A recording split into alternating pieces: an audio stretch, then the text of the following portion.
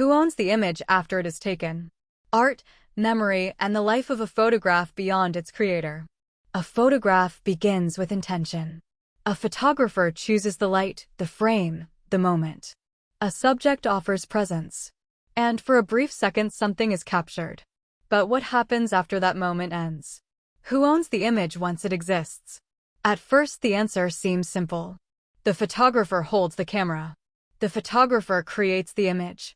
But photography is not like painting. Because the moment being captured is not invented. It already belongs to time. The camera does not create reality. It interrupts it. And then preserves it. This is where ownership becomes complicated. Because once an image is released into the world, it begins a second life. A life the photographer cannot fully control. A viewer may see emotion that was never intended. A subject may feel exposed in ways they did not expect. A culture may reinterpret meaning entirely differently from the original intention. The photograph no longer belongs to one mind. It belongs to interpretation. And interpretation is unpredictable. In the digital world, this becomes even more complex. An image can be shared, copied, transformed, and detached from its original context within seconds. What was once intimate becomes public. What was once artistic becomes viral. And what was once meaningful becomes fragmented. So ownership begins to dissolve. But does that mean no one owns it?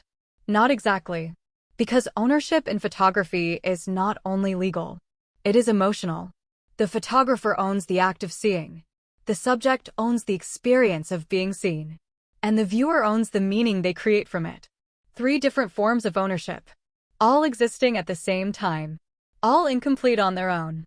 This is why photography is not a fixed object. It is a relationship.